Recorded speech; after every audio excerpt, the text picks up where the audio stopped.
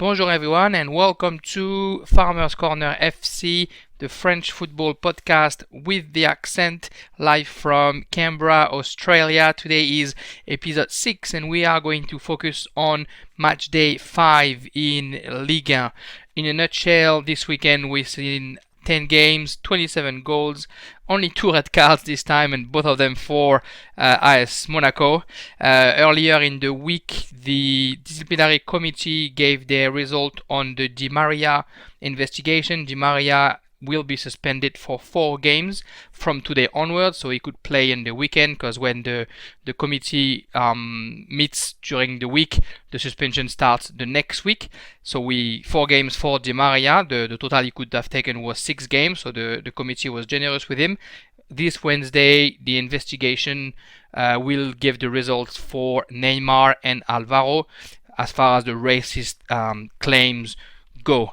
The Farmers' focus today will be on Olympique de Marseille. Speaking of Alvaro, Olympique de Marseille, who has only been able to get 2 draws in the last 3 games home, and Marseille being the club that it is, it's already a bit of a small crisis. So what we're going to do is a deep dive into what's going on in Marseille this season, maybe try to explain the results or lack thereof, and a bit of context of what's going on in Marseille. Very quickly, the results for matchday number 5.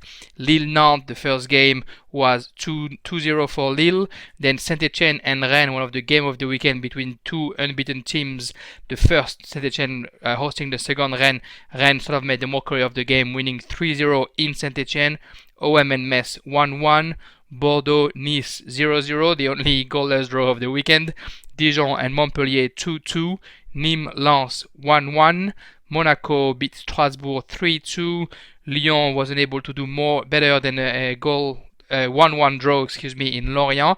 And then to finish the weekend, Paris won in Rennes 2-0. Paris definitely on the right path right now in Ligue 1. We are going to discuss all those games one by one as usual after we talk about the Farmers' focus. But you know the drill. We start with our music.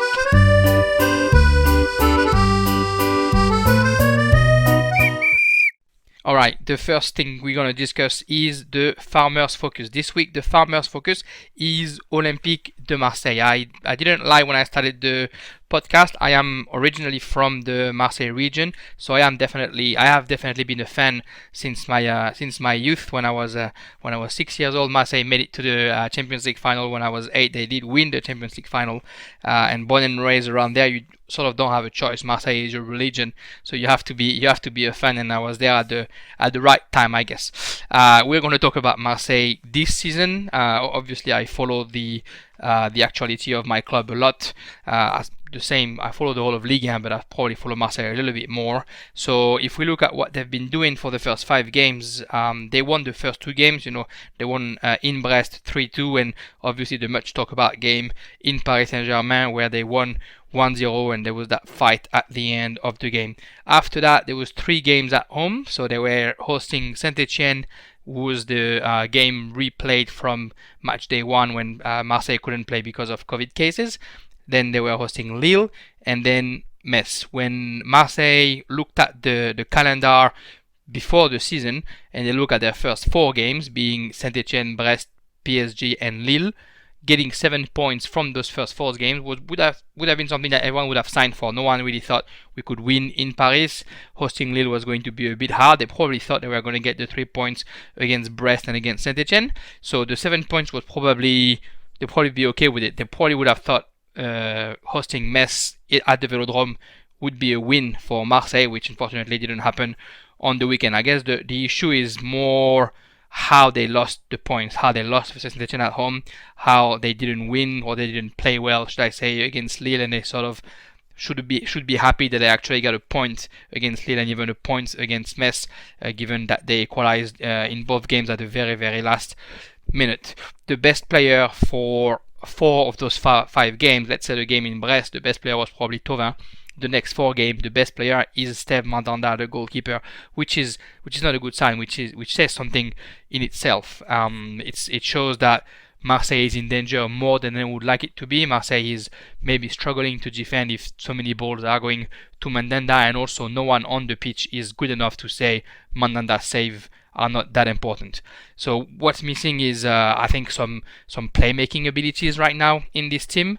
Last season we could see Rongier and Sanson in their first season playing together, really taking over that role and really being able to bring the ball up to the Payet, to the Benedetto, and to whoever was playing on the right side when Thauvin wasn't there. So whether it was Bounassar or Valère Germain, there was always that way to bring the ball back, to be happy to run the ball forwards, to let Camara do the dirty work, I'd say, and then take the ball into feet and playing into feet between them two, Sanson and Rongier, and also with their forwards. They haven't been doing that for the beginning of the season. Maybe it's because early in the season they're still trying to find their feet.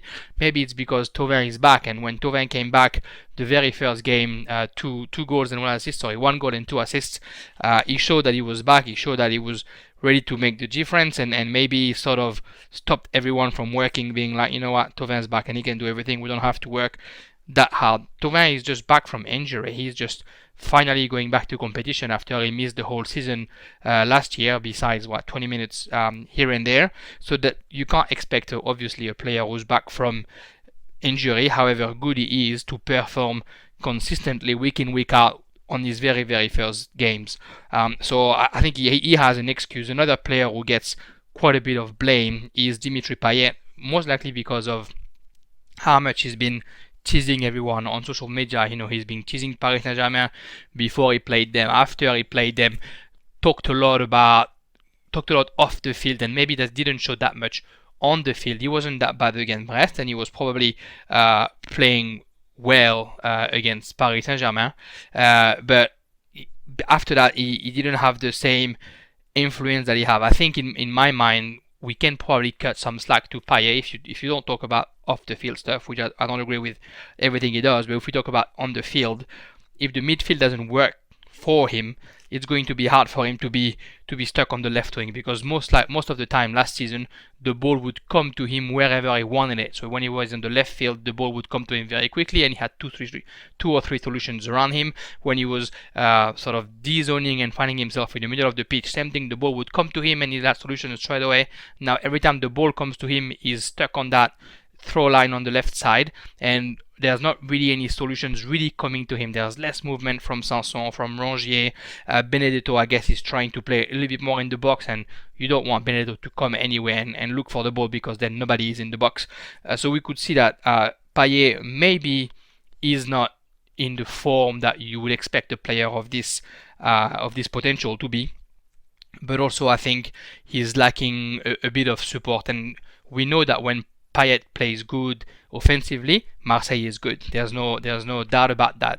Payet is capable of the best goals. He's delivering a lot of assists year in, year out. If he's in good form, Marseille will be in good form.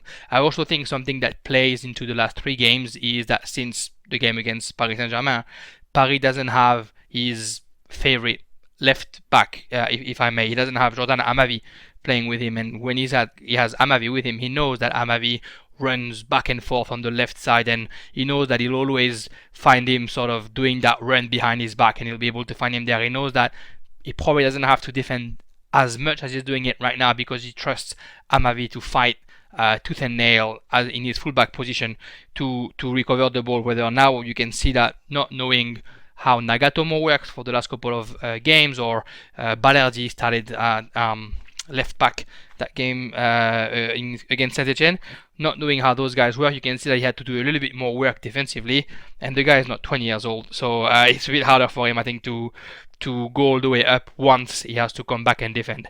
We'll obviously see what's going on this weekend, that Amavi comes back. I also think that this weekend, being a game in Lyon, will bring that extra motivation regardless for Marseille, and if there's any game where Marseille will play well, it's against the Lyon, the Bordeaux, the Monaco, the Paris Saint-Germain. Obviously the problem and what we've seen in the last 3 games is against teams that are supposedly not as strong as those teams, although they play Lille, and Lille is regularly now in Champions League.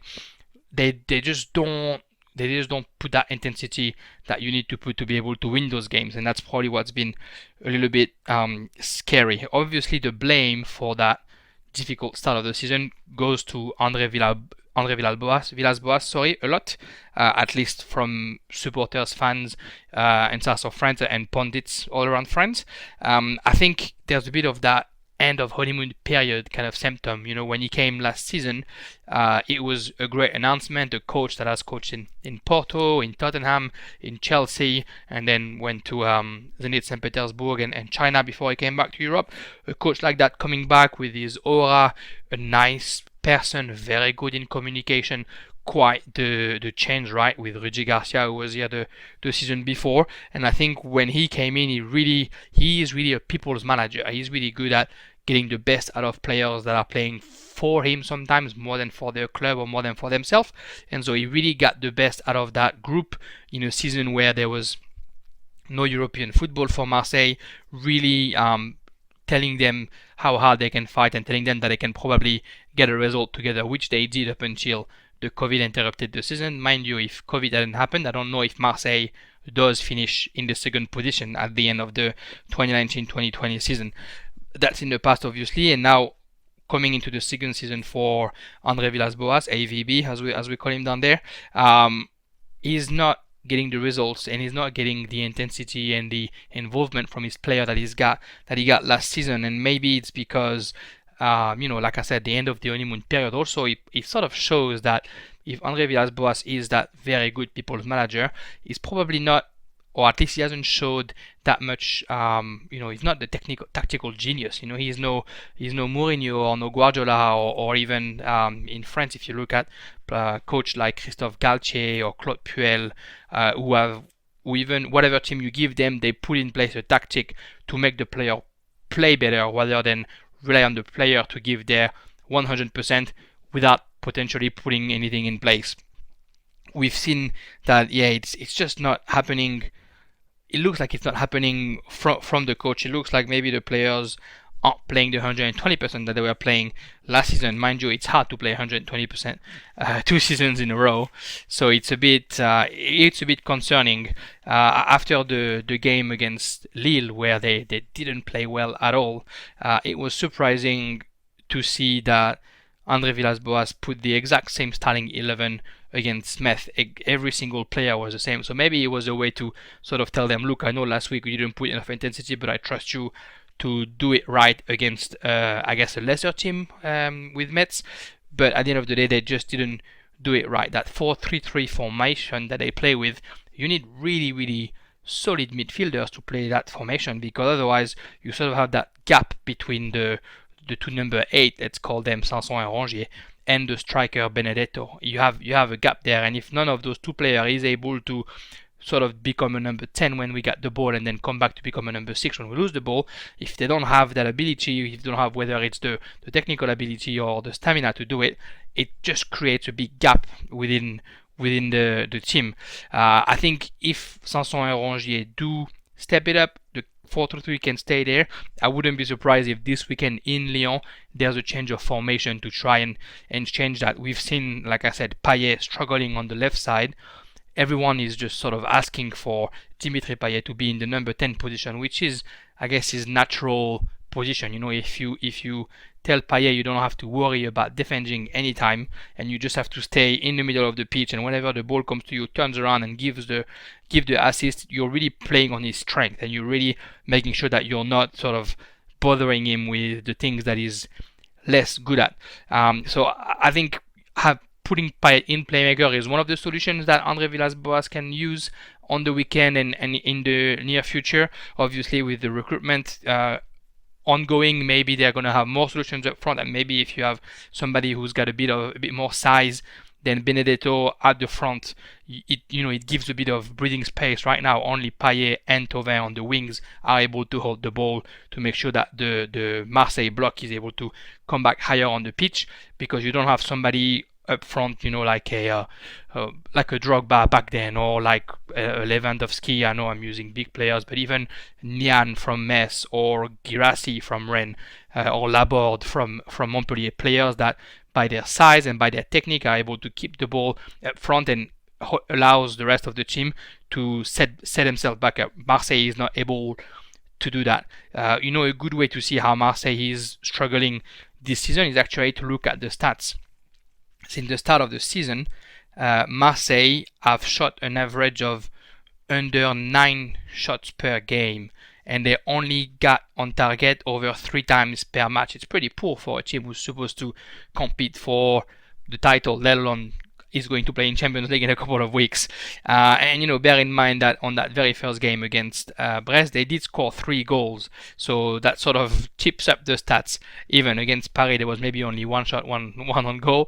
And against Lille, I wouldn't be surprised if it was the exact same stat. So those stats are pretty harsh for Marseille, but they also show what the reality is at the moment. Is that it's hard to find the last 30 meters, and it's hard to play the beautiful football that we want them to play. Let's not forget that last season wasn't all pink, right? Not everything was perfect. The football that Marseille offered last season wasn't the most beautiful football you've ever seen. André Villas-Boas never came with the intention of being Guardiola and doing tiki-taka in the middle of the pitch and having a high possession game. André Villas-Boas said from the beginning he will solidify the defense and make sure that we concede less goals, because if you don't concede goals, you don't lose a game. So he's doing that well, and he's still doing that. It's about his players making sure that they still have enough technique to be able to bring the ball up.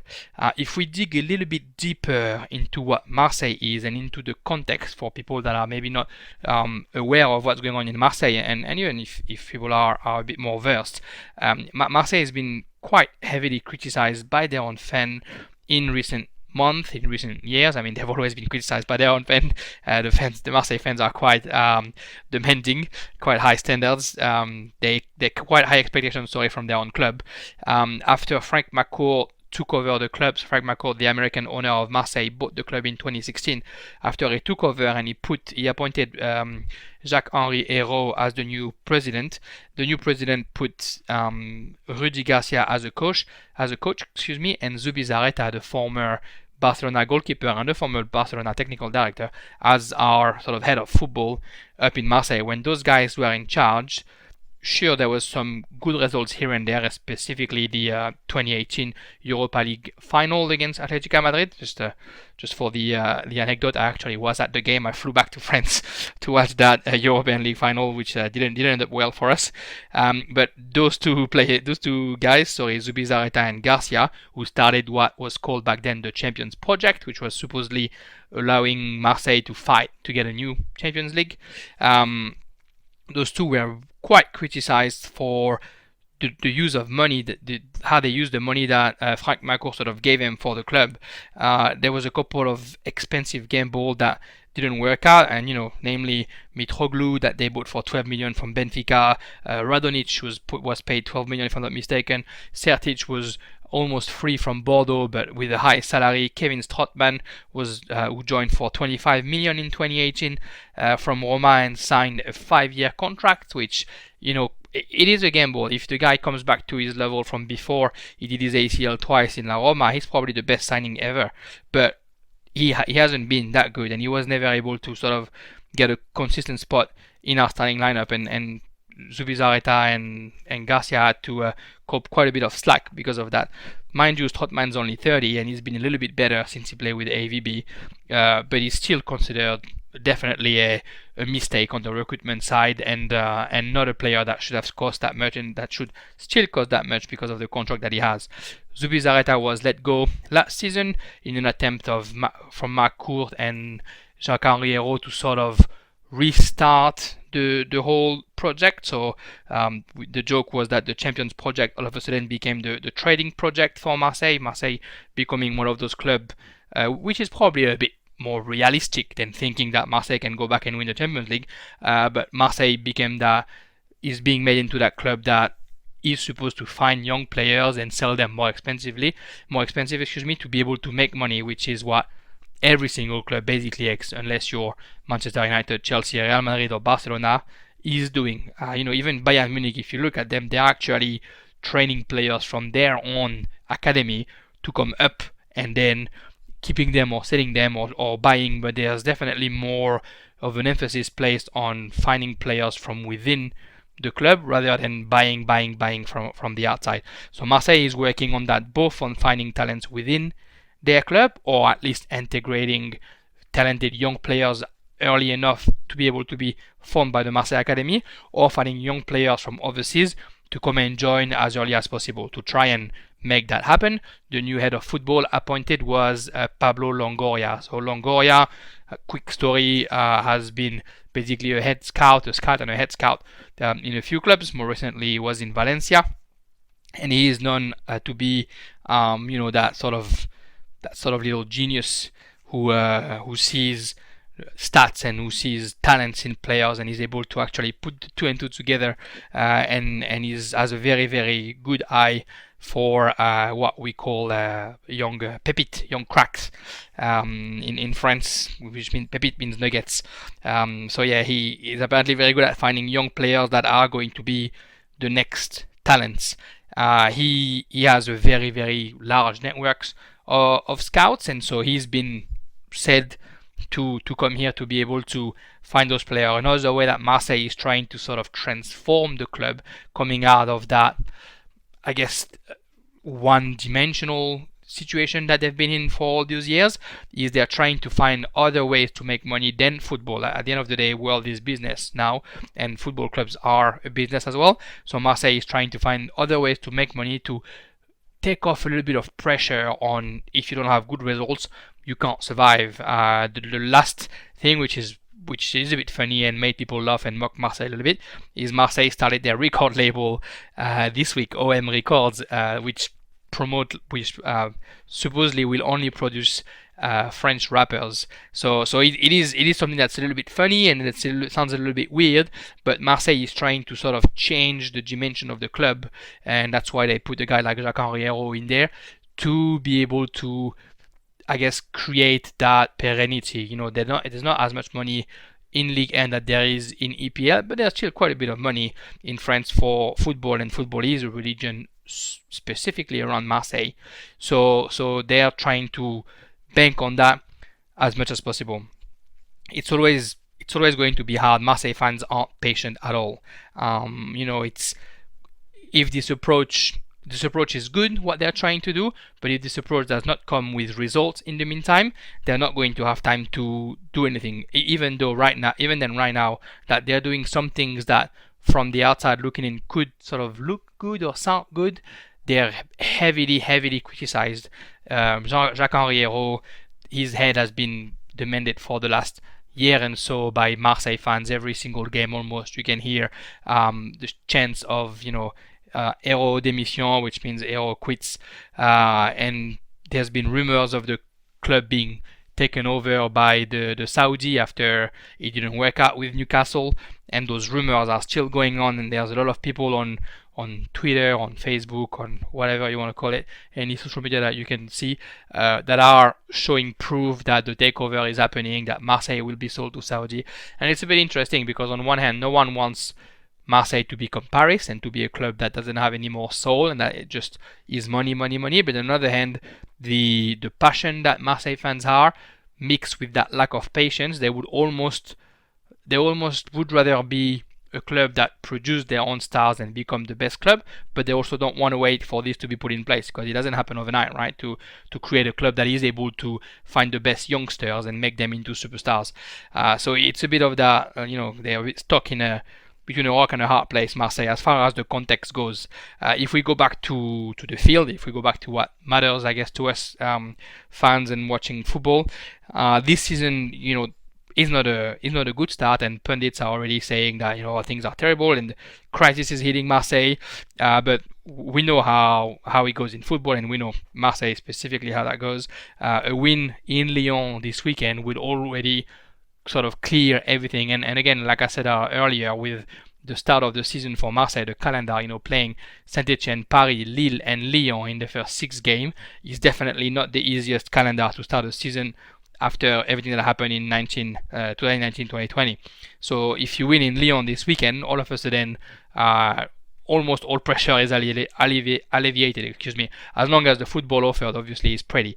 The next few games sort of look a little bit easier as far as the series. The next games after Lyon would be Bordeaux at the Velodrome, then they would go and visit Lorient, host Lens, so you would play both promoted teams week in, week out, and then you would end up going to Strasbourg before another sort of hard series. So those 5 games in Lyon and then Bordeaux, Lorient, Lens, Strasbourg, if you get 10 points out of those 5 games, 12 points say even, all of a sudden it changes the momentum, and then no one says that Marseille had a hard start, because the right thing that they've done in that complicated start, in that ugly start even I would say, is that they still were able to get 1 point against Lille and 1 point against Metz. When you watch the game, it's so undeserved. The Lille should have won 2-3, 4-0 even in the Velodrome, and Metz this weekend, the goal at the 95th minute come at like the second or third shot on target by Marseille. They didn't deserve to get that point as well. So on one hand, you got Marseille fans saying, we wish we had lost because it would have shaken things up and things would have changed. But on the other hand, the teams that at the end of the season end up at the top of the ladder are the teams that are able to get those points where it matters, where you were almost about to lose the point. A perfect example of that is Paris, after losing their first 2 games against Marseille and against Lens. When they hosted Metz, they were about to either lose or consider a draw, and then end up the game 9 players, and at the 90-something minute Draxler scored, and that was the first win for Paris, and they haven't lost since. They actually won all their games since that. So those draws are important. They definitely show that Marseille is not playing well right now. It's definitely concerning when you know that in a couple of weeks the Champions League is coming in and Marseille is going to be in the 4th hat. So they are going to play 2 very big clubs and 1 club that's probably at the same level than Marseille. So everyone is a bit worried about what is Marseille going to be this season. Is Marseille going to be able to play every 3 days and still qualify for the Champions League next season, which is the objective of Villas-Boas and the whole club, is to remain in the top 3 at the end of the season? Are they going to be able to do that without looking a joke in Champions League? Are the questions for the next few weeks. That was a bit of the deep dive in Marseille and what's been happening for the first few weeks. If you have any question, any feedback, please feel free to hit me up. Now we are going to go into what actually happened on on the pitches of Ligue this weekend. And the first game of Matchday 5 was Lille against Nantes. Lille won 2-0 against Nantes, and Lille after that game was for at least 24 hours at the top of the ladder in the Ligue 1. Lille still undefeated after 5 games, which is a performance for Christophe Galtier and his team. The 2 goals happened at the very, very end of the first half. One own goal by Palois, the Nantes captain, at the 43rd minute, and 1 goal by Burak Yilmaz on penalty at the 87th minute. Yilmaz, by scoring this goal, became the oldest Turkish player to score in Ligue 1. And obviously it's going to keep changing all season, because the more he scores and the older he's going to be week in, week out. He is right now 35 years old and 72 days, and at that age he's the oldest Turkish player to score in Ligue 1. Well done to him. You know how much I love statistics. So the ball possession was at 54% for Lille, 46% for Nantes. I don't know if a lot of teams are going to have as much possession as Nantes did against Lille in the Stade Pierre-Mauroy. So that was a performance for Gourcuff and his team. 12 shots either side and only 4 on target for Lille, mind you, for 2 goals, and 6 on target for Nantes.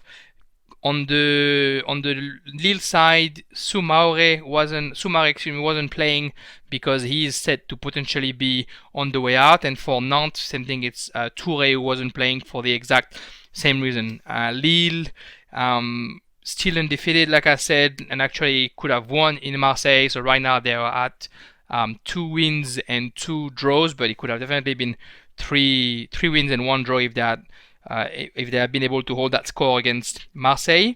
Nantes as well could have almost won last week. They played in St-Etienne and they were down. They played home, against St-Etienne, and they were down 2-0. Came back from 2-0 to equalize and secure that score at the end, but they were very close to score a third goal. Lille, who started with Jonathan David and Burekli Yilmaz up front again, it's still quite not working for John David this beginning of the season. He is that big signing from Lille. They spent 35 million euros on him. The former Ghent striker slash offensive midfielder is actually not a striker, he's more of an offensive midfielder. He hasn't quite find the rhythm of the French Ligue 1. Obviously he hasn't scored yet, but he's not finding his feet yet. We have all hopes that it's going to happen, and Galtier keeps putting him on to try and get that experience as early as possible. But that didn't work really well for him.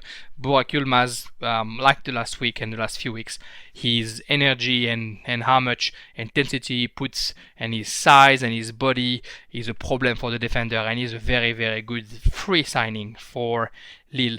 Nantes played quite well actually, but Gourcuff definitely needs a striker, and you could see it again in this game. There are rumors that Valère Germain from Marseille might sign for Nantes. Germain has been criticized in Marseille, but before that with Monaco or with Nice, he was a very, very good striker, scoring between 15 and 20 goals a season. So there's potentially a signing happening there. Both teams sort of showed a bit of a cagey game, not the most open game. Nantes definitely poor finishing. Maignan, the goalkeeper from Lille, had a great game, and Maignan is only 25 years old if I'm not mistaken. So we discussed him before, but he's definitely, as soon as Lloris and Mandanda retire, it looks like he's going to be the next big name in as a French goalkeeper. Whether he stays in Lille or go to a bigger team, he's probably going to be the next one in the world champions, between the world champions posts. Both goal from Lille sort of came from Nantes mistakes. I mean, the own goal from Palois, it's maybe a bit hard for him to avoid the own goal, but before that, they weren't able to stop Araujo when he went onto the wings. And the second goal is a penalty kick, a foul within the box that was definitely avoidable on Yilmaz.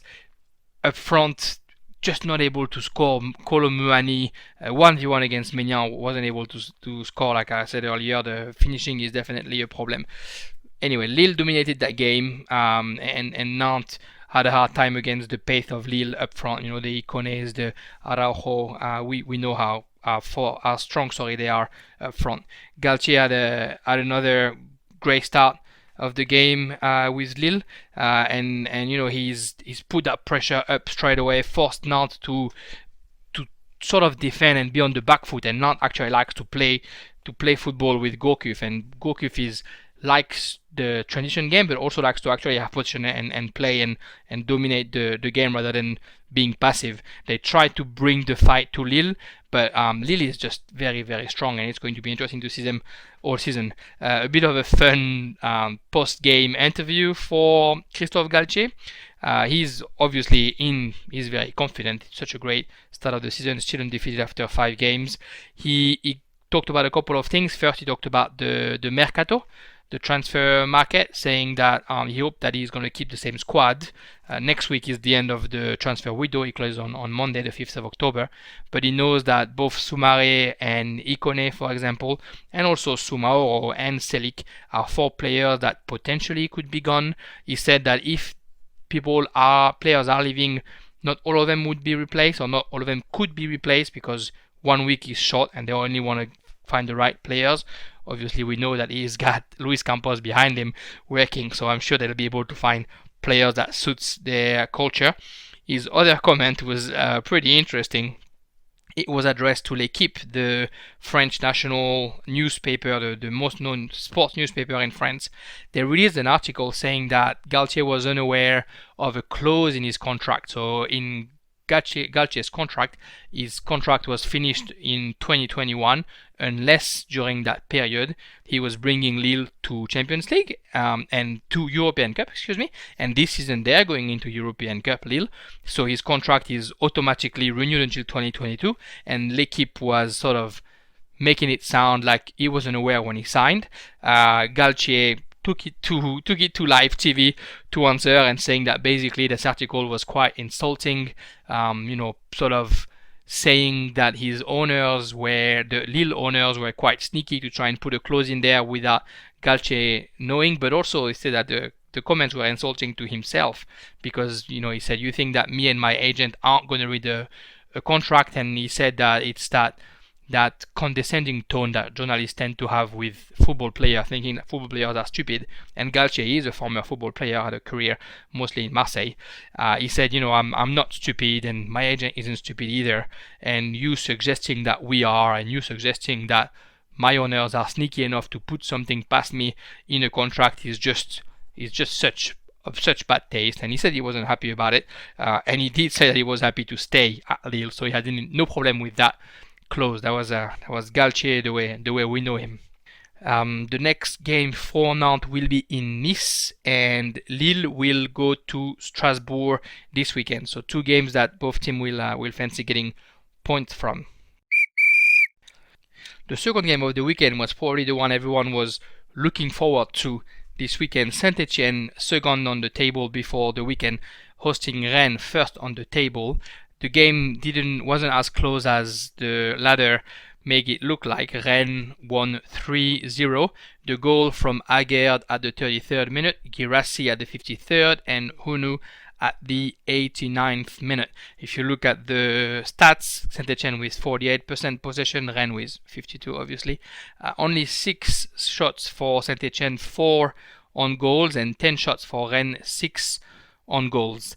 Just the context before the game, for St-Etienne, Fofana and Neyu, the 2 young players, Fofana who's been linked to maybe Leicester for a 35 million euro transfer, and Neyu were left on the bench. They both entered at halftime, mind you, and St-Etienne playing with a 4-2-3-1, but their main striker, Charles Abbey, was injured against Marseille last week and just wasn't able to play this game. So Amouma, who's actually an offensive midfielder, play in number 9. So a 4-2-3-1, but with a false 9, which is a bit weird because you're playing at home.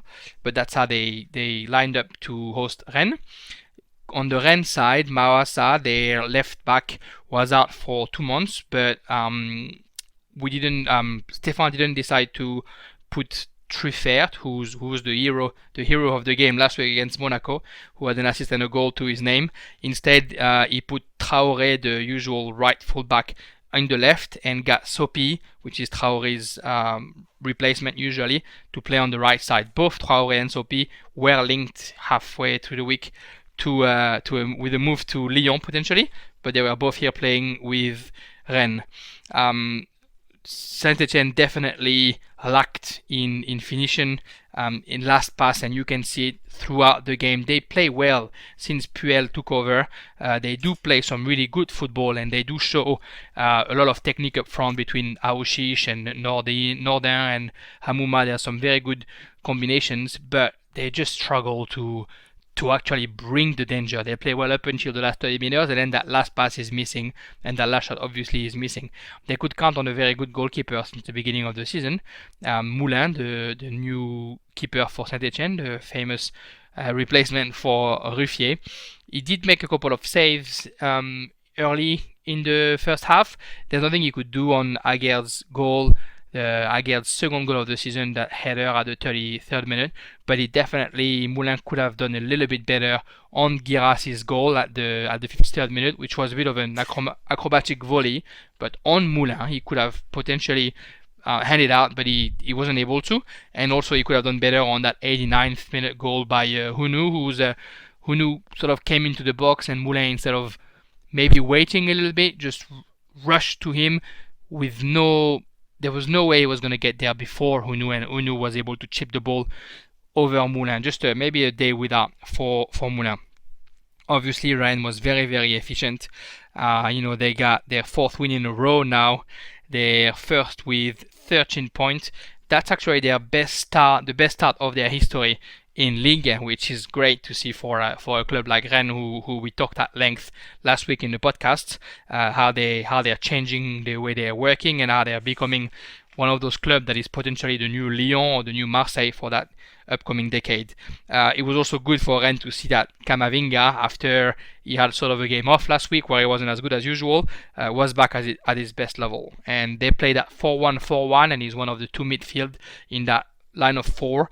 And having behind him, and Zonzi gives him the ability and the freedom to go wherever the game needs him to be. And again, we say it every week, but 17-year-old, this kid, such a maturity and composure and technique, ball to fit. He did very well. Obviously, Guirassy, the striker, scoring his third goal in 4 games now since he joined from Angers, been fantastic as well. And he made the most of playing because Niang, and by Niang, the usual striker for Rennes, has been injured for a bit now. Guirassy definitely is making it hard for Niang to get his starting spot again when he comes back. Next week, Rennes will be hosting Reims, and St-Etienne will be going to Lens. Again, that's 2 matches that it looks like Reims and St-Etienne will be favorite for. It'll be interesting to see when Rennes stops their series of undefeated games. Obviously, in a couple of weeks, they will also play in Champions League, so that might be a hard moment for them. But Julien Stéphan's very happy with his team. He's got quite a bit of talent on the bench as well. That's a team that's going to do good things in Ligue 1 for sure this season. The next game on was Marseille against Metz that we quickly sort of talked about in the Farmers Focus. 1-1 between Marseille and Metz. The goal, Nian for Metz at the 71st minute, and Sanson for Marseille in stoppage time at the 95th minute to be exact. If you look at the stat, they're a bit bad for Marseille. 60% ball possession for Marseille, 40% only for Metz. 17 shots for Marseille, 14 for Metz, only 3 on target each side, and really the same thing that we've seen against Lille. First, the same starting 11, which was a little bit surprising. Amavi was serving the final match of his 3-game sanction. He'll be back next week. On the Metz side, Pajot was suspended, but Boulaya, who played midfield sort of instead of where Pajot would be, actually had a very good game. Marseille, like I said, a bit like they played against Lille, had some good intensity and did some good things early into the game, but lasted only 15 minutes. After that, you didn't see a lot of Marseille. What you did see is in the first half some good counterattacks from Metz. Mandanda having to show how good it was, like you see him almost every week now. And in the second half, Marseille almost wasn't threatening at all, and Metz definitely took advantage of it, saw more of the ball, starting to play a little bit higher, not being that worried about Thauvin and Payet because they didn't do much offensively during that game. They took advantage of it obviously with that goal at the 71st minute, which is Nian's 3rd goal in a week, and they almost killed the game in stoppage time before Sanson scored.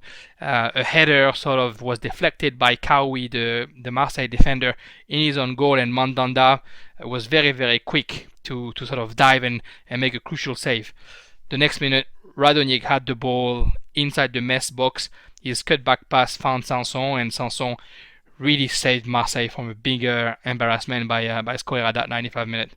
Marseille will feel lucky. Metz will definitely be disappointed. Marseille, they're having their worst home start since 2011-2012, which was Didier Deschamps' last season at the head of Marseille. That's because they only got 2 points as well for their first 3 home game in that season, and that's what's going on in 2020-2021. At the end of that season in 2011-2012, Marseille finishes at the 10th spot. They did go to the quarterfinal of the UEFA Champions League that season, and they did win one of the national cup, the Coupe de la Ligue, who doesn't exist anymore since last season. A final that they won against Lyon, and I was at the stadium for that final as well back then in 2012 in the Stade de France. But yeah, Marseille was very lucky to secure that point, and Metz frustrated not to keep the result. There was a bit of backlash actually against the Metz coach Vincent Ognon, because at the 94th minute, before Sanson scores, they had a corner kick for Marseille, and Ognon decided to make a substitution on a corner kick against him, which is such a no-no in the football world. If you're a coach, the last thing you do is a substitution when there's a defensive set piece, and he did that, and a minute later Marseille was able to score that equalizer. Next week, Marseille will be playing in Lyon. for that Olympico, as we call it, and Metz will be hosting the promoted Lorient. Next game and our only goalless draw of the weekend, Bordeaux against Nice. Bordeaux is definitely used to those goalless draws. There's been 4 goalless draws this season in Ligue 1 and Bordeaux has been in 3 of them. Quickly, the statistics: Nice with 54% of the possession, 13 shots, 2 on target and also 2 shots on the posts, and Bordeaux with 18 shots and only 5 on target. For Bordeaux in the lineup, Bice wasn't playing, still out obviously after the red card last week, so Pablo, the experienced centre back, started next to Koscielny. On the Nice side, Vieira, after last week's game that wasn't that great, decided to put Guiri and Dolberg up front together to try and bring a bit more creativity in that attack. The game was rather cagey. Despite the good amount of shots taken, a lot of them were taken from outside the box, and not a lot happened actually in the game. It wasn't the best game to watch. Bordeaux was playing in counter-attack, although they were home, and most of the time when they brought danger into the Nice box, they just found a very good Benitez in front of them. Benitez is one of those very good keepers in our league, and he was on a good day again. Nice did find the post twice, as I said, in the first half. Les Melou at the far post at the reception of a cross.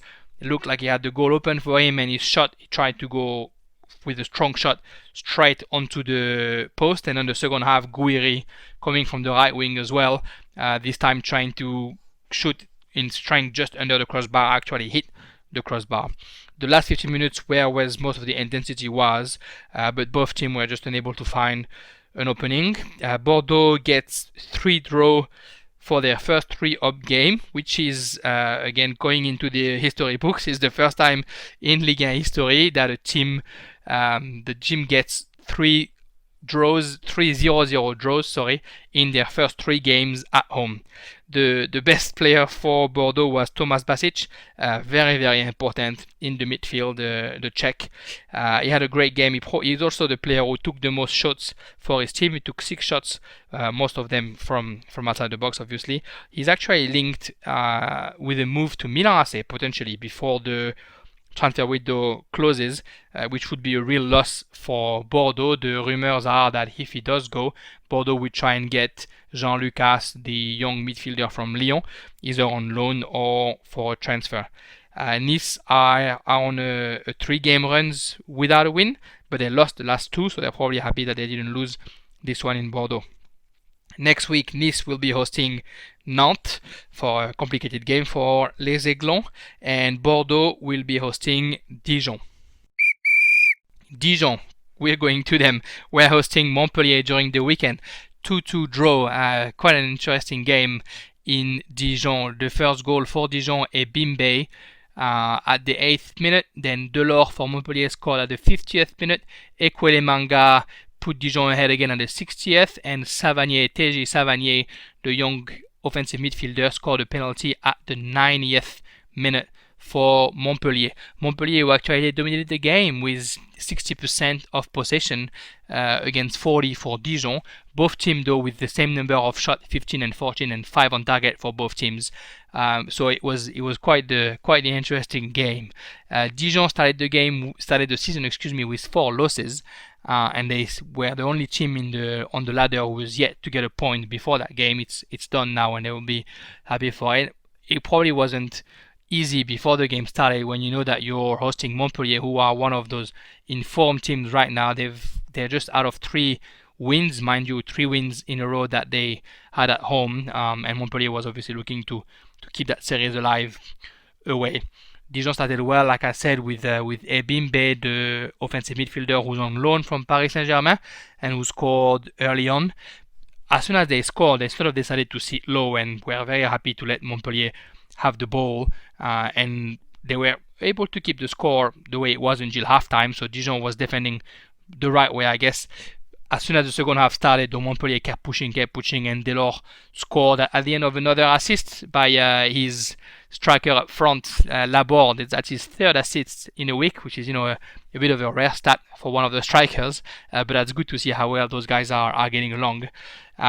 Just after that, the captain from Dijon, Ekwele Manga, scored a header on a set piece to put Dijon ahead. Unfortunately, Dijon, that foul very, very late in the game at the 90th minute. Delors really sort of played the foul well to get a penalty, and Savanier played his part, put it in the back of the net. Laborde, Delors, Savanier for Montpellier, very, very good front three. Laborde with 2 goals and 3 assists, Delors 2 goals, 2 assists, and Savanier 2 goals and 2 assists since the beginning of the season, are really a front three that is not too old. Savanier is 23, I think, Laborde 25, and Delors 27. It's a young front three, and it's very, very dangerous, very threatening since the beginning of the season. Dijon obviously finally get their first point. They hope to get more, until the 90th minute they had 3 points, but Montpellier is really still impressive, and they actually stay on the podium with 10 points. They keep their third place. Interesting for Dijon, this week they might actually lose their goalkeeper. Alfred Gomis, the Senegalese goalkeeper, is said to join Rennes for about I think it's 13 or 15 million euros to replace obviously his teammate in the Senegalese selection, Edouard Mendy, who's joined Chelsea over the weekend. Next weekend, Montpellier will play their derby, the derby of the south, against Nimes, while Dijon will travel to Bordeaux. Next up, it was Nimes against Lille. So it's good. All those games go one after the other. There's some very good, very easy segues there. Nimes against Lens. 1-1. Goals for Ganago for Lens scored first at the 34th minute, and Ferrat scored the other goal at the 87th minute. There were actually during that match day there were 7 goals scored in the last 15 minutes of the game. So that was very interesting to see how late some of the goals went, made the whole match day quite interesting.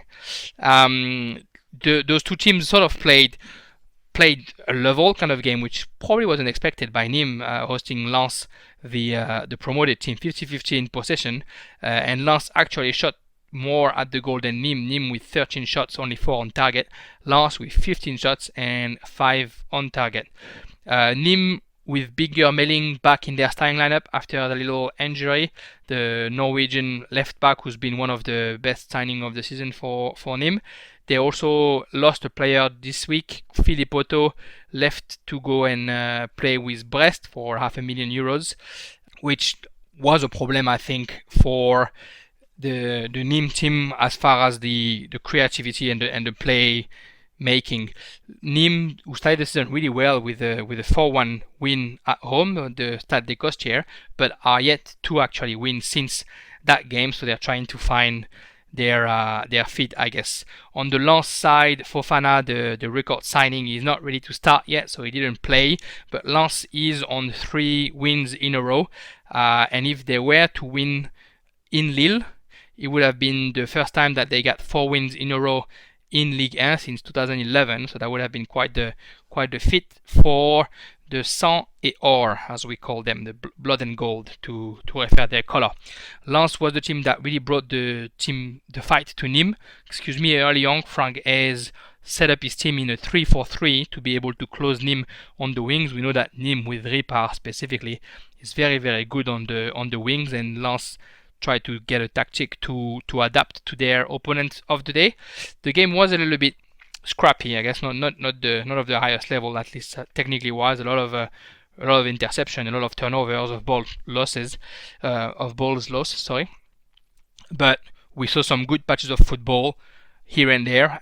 Lens was the first team that was dangerous. Kakuta, the former Chelsea player, who's had a great start of the season with 3 goals already, hit the crossbar on free kick. A few minutes later, Sotoka forced Rennes to a couple of great saves, and then next thing you know, Kakuta at the 34th minute on the left wing, beautiful cross for the header of Ganago, who got his very, very well deserved 4th goal this season. The Cameroon striker who joined from Nice is really enjoying the cold weather of the north of France. The second half was a little bit more tamed. Lens almost scored their second goal, but Nimes really kept pushing, and Ripart, that we keep talking about, so dangerous this season, finally got into the box at like the 87th minute and found Ferrat for Ferrat's third goal of the season in really one of the few opportunities that Nimes would have. So Nimes would feel happy that they were able to save a point from that game against Lens. Next week, Lens will be hosting St-Etienne, while Nimes will be going to Montpellier for the derby. Next game on, Monaco against Strasbourg. Monaco, another team that I probably should do a focus on, that I probably will do a focus on soon enough. And their new coach, Niko Kovac, Monaco is getting some good results. Monaco 3-2 at home against Strasbourg at the Stade Louis II. The goals, Wissam Ben Yedder at the 9th and the 53rd minute. 2 assists by Kevin Volland, the German recruit. And the third goal came from Aguilar at the 45th minute, just after halftime, Strasbourg scored, Shahiri at the 46th, and Ajorc scored on penalties at the 70th minute. 2 red cards were given to Monaco during that game. Chouameni at the 55th minute got a second yellow, and Disasi a straight red at the 67th minute. The game was dominated by Monaco, 57% ball possession, 11 shots and 5 on target. Strasbourg had 9 attempts, 5 of them on target. Monaco last week lost in the last minutes versus Rennes and wanted to find that win again. They decided to start with a lot of experience up front. Jovetic, Volland and Ben Yedder, 3 players that at a stage in their career you would have loved to have up front. I guess Ben Yedder and Volland are still there. Jovetic is probably at the back end of that, but he was a very good striker a few years back. Strasbourg started with Thomasson as the number 10 and Ajorc and Waris up front, so they definitely also played a bit of an offensive football. There was a bit of doubt around Volland's adaptation to life on Le Rocher in Monaco, but the German player, put them to sleep this weekend by offering his captain 2 assists. The first assist came within 10 minutes. Nice little 1-2 Ben Yedder Volland. That cutback pass from Volland is actually really well done, and Ben Yedder was able to score his second goal of the season. Aguilar gave Monaco a bit of breathing room just before halftime, but Strasbourg really came back strong and were actually able to score straight away coming back from the locker room. The assist came from Ajorc, and Shahiri scored his first goal of the season. They didn't take the ball off Monaco's feet for that much. Monaco still kept the position in the second half, and then Volland gave that second assist of the day to Ben Yedder. But just after they scored, Monaco, they scored at the 53rd minute, that third goal. Just after that, Chouameni got his second yellow, so they were down to 10 men for almost 40 minutes. And 15 minutes later, Disasi in the box, sort of, Ajorc had dribbled the goalkeeper Lecomte, and Disasi grabbed him and put him down. So penalty and red card for Disasi, who prevented Ajorc from scoring. Mind you, then Ajorc scored on penalty, and then for 20 minutes, Monaco was playing with only 9 men. Strasbourg didn't take advantage of that, unfortunately, which is a great result for Monaco, who are now with 10 points, leveled at 3rd place with Montpellier and others, St-Etienne, for example. Strasbourg have their third loss now, and they're going to be a bit hard for them to change that because they're hosting Lille next week. Brest will be hosting Monaco, so Monaco will be visiting Brest is what I meant. That's the game from next week. Strasbourg is having a hard time early this season. Last week they got their first win. Unfortunately, they were not able to capitalize on it, and hosting Lille next week is not going to be an easy feat for the Alsatian side.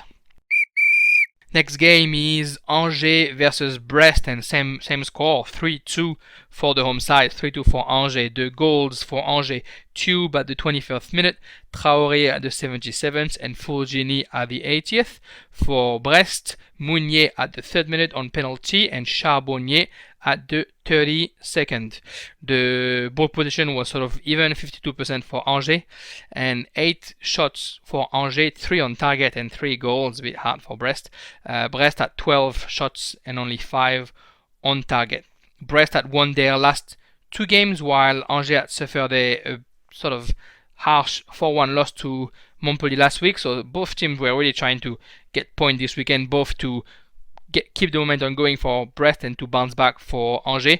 And Brest had the perfect start to that game with Mounier, the former Huddersfield player, scoring a penalty at the 3rd minute. Tube, who scored a goal already this season, was able to equalize for Angers, but straight after that, Charbonnier scored his second goal as well for Brest. His first goal was against Marseille at the first matchday number 1. It was definitely a very open sort of game between Angers and Brest was very efficient in the first half. Angers was trying to play the better football, but again, technically there was some mistakes that you don't like to see on a football pitch.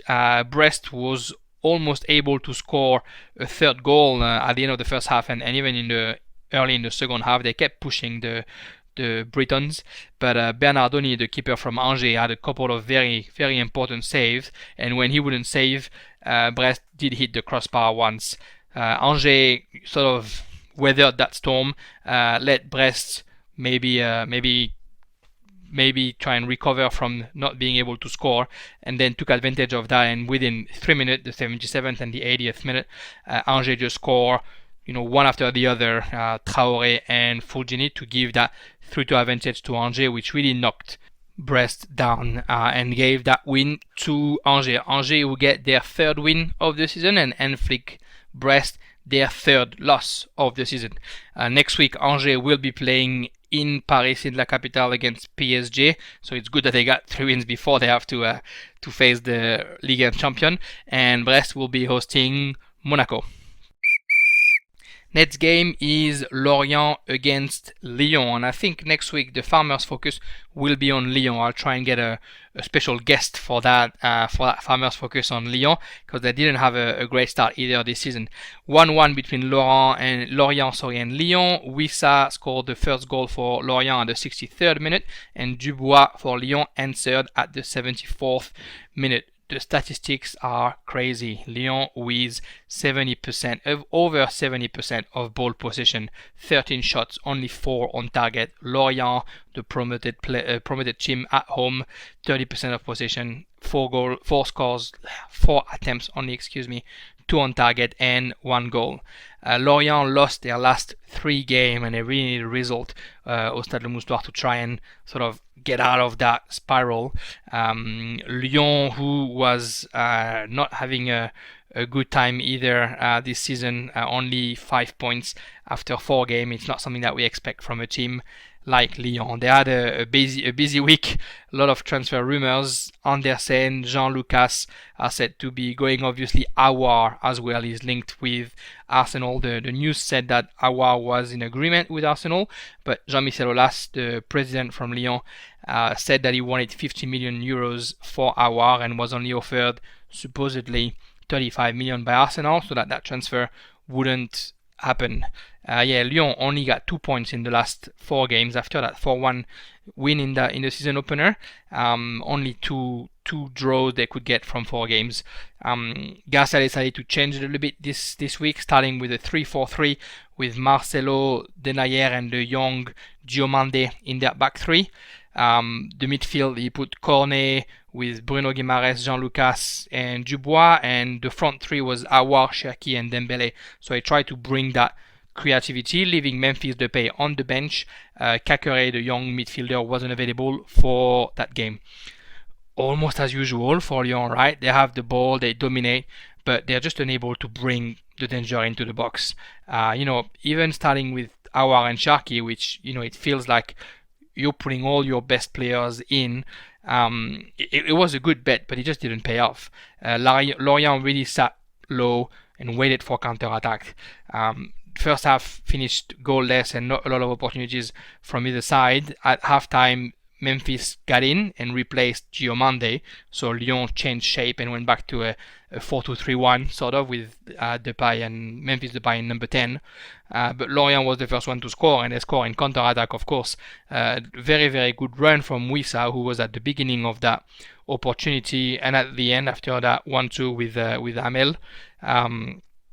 great goal by Wissa, and Lyon just again couldn't sort of stand back up from that. Needed a bit of a miracle goal from Dubois, who dribbled past 4 defenders in the box and scored from his left foot to be able to equalize. Lorient avoided a fourth consecutive loss before going to Metz, but Lorient lost their star striker Adrien Gerbic that they bought off during the off-season. We're going to have some news tomorrow to see how injured he is, but he left Lyon in a pretty bad shape. So they're going to Metz next week, and Lyon, who sort of keeps stagnating, 6 points after 5 games, is going to host Marseille for the Olympique this weekend, which is not the easiest game to try and bounce back on. Post-game, Garcia, in his interview, Rudy Garcia, the coach from Lyon, he recognized that his starting lineup was not really good, but he also said that he expected more from his player. He touched on the Mercato quickly, said that he wished that thing would be sorted sooner rather than later, because the team that will be ready for the Olympique against Marseille, he hoped that it's going to be the team that's going to play, meaning he doesn't want to start training with Aouar and losing Aouar on Saturday before the game against Marseille. And the last game of the weekend was Reims hosting Paris Saint-Germain. Paris Saint-Germain, who won that game 2-0. Paris Saint-Germain, who dominated 65% of possession for Paris, 21 attempts, 7 on target. Reims with only 8 attempts, 3 on targets. The Fantastic Four was back. Neymar, and Paredes were back from suspension. And Di Maria was playing because his ban starts today, like the day after the game. So Paris started with their final 4 up front: Neymar, Mbappe, Di Maria, and Icardi for the first time this season. And Draxler and Paredes were playing in the midfield, so no Verratti to start the game. The club from the capital started strong. Mbappe found Icardi for the Italians' third goal of the season at the 9th minute. The goal at the 9th minute and at the 60th minute. So Mbappe was able to find Icardi quite early on for the Italians' first game. He's been criticized quite a bit, Mauro Icardi, since the final 8. He didn't do much during that final 8, I guess, and then he's been said to be overweight, and then the COVID hit, and he was in Ibiza supposedly when he caught the COVID. So there was a bit of criticism on Icardi. He definitely shut some people up this weekend by scoring 2 goals. So yeah, like I said, the game started well. The game within the first 10 minutes, and a good pass from Mbappe to find Icardi for the goal. The first half was definitely really dominated by Paris Saint-Germain. They should have scored 3, 4 or 5 goals really. They really faced a very good Rajkovic, the goalkeeper from Reims. He is such a strong goalkeeper. He's probably going to be worth a little bit of money at the end of the season, and Reims will probably be able to get a bit of money in that transfer. No wonder why Reims let Mendy go to Rennes for not that much money last season, when you know that you have a guy like Rajkovic behind you. The fact that Paris wasn't able to score that second goal, that third goal though before halftime, really gave Reims a bit of confidence coming back from the locker room, and Reims was almost the one team able to equalize before Paris sealed the game at the 63rd minute. Another assist by Mbappe, another goal by Icardi, and that 2-0 was the final score. Mind you, in the last 25 minutes of the game, Mbappe and Verratti or Paredes, I can't remember exactly who it was, missed real chances at scoring by themselves in front of empty goals or in front of Rajkovic, putting the ball behind the stadium. One of those Sergio Ramos shots that you never know when the ball's going to actually come back down. Paris really definitely bounce back, right? 2 losses to start the season against Lens and Marseille, and then since that, the win against Metz was, I guess, lucky at the 94th minute, but 2 very, very strong performance against Nice and Reims in the next 2 weeks. They'll be quite attentive to the result of the disciplinary committee on Wednesday. Of course, Alvaro, but more importantly for Paris, Neymar, potentially being suspended. They'll hope that it's not going to happen. The next game, Paris will be hosting Angers, and Reims is going to Rennes for what's going to be a complicated game for Reims. If we look at next week's games, so I've talked about most of them during the podcast, but to sum it up, Paris Saint-Germain hosting Angers on Friday night, Saturday morning, depending on where you are in the world. Saturday afternoon, Sunday morning, Lens against St-Etienne, Nice against Nantes, and then on Sunday / Monday morning for some games, Montpellier, Nimes, Strasbourg, Lille, Brest against Monaco, Bordeaux, Dijon, Metz, Lorient, Rennes, Reims, and Lyon, Marseille, the Olympique, to finish. The table after 5 games, Rennes by themselves, top of the ladder, 13 points in 5 games, 4 victories, 1 draw. Lille, 11 points, the other team undefeated with Rennes, with 3 wins and 2 draws in the second spot. And then third spot, Montpellier, St-Etienne, Monaco and Lens, all with 10 points. Paris Saint-Germain just behind with 9 points. At the bottom of the table, Dijon and Reims with 1 point are the wooden spoon so far, and Strasbourg 18th place with 3 points. A quick chat about the Mercato as usual every week, and next week will probably be the last time we talk about the Mercato. Mind you, next week I'll probably do the podcast on the Tuesday, so we have all the information for the Mercato. I might delay it one day. So this week in the Mercato, what did we have? We have the confirmation of Renarson, the goalkeeper from Dijon, going to Arsenal for 1.5 million euros. Philippe Otto, as I said during the podcast, went to Brest from Nimes for $500,000. Lille actually paid Ajax already the 8 million euros for Botman to sign with them, and definitely he's been great. Burner went from Burnet, he's French, went from Nice to Nimes for an undisclosed fee, but probably not too much money. Jimmy Cabot, the former Lorient player, was without a club and joined Angers midweek. Letellier, the former goalkeeper from Orléans, young goalkeeper, joined Paris Saint-Germain for free to be the third goalkeeper, which makes everyone think that Marcin Bulka, the young goalkeeper who played and not so well against Lens, is probably on his way out. Inter Milan loaned Gravillon to Lorient. Monaco took Florentino Luis on loan from Benfica. Those relationships with Portugal still working well for Monaco. The big transfer of the week for Marseille was Luis Enrique, the 18-year-old from Botafogo, joining OM for 12 million euros. You know, those scouts that I talked about and the influence of Pablo Longoria. Luis Enrique coming to Marseille. Everyone says that he's quite young and that we shouldn't have too much expectations of him in that first year, but we'll see. Apparently he's a good player for the future.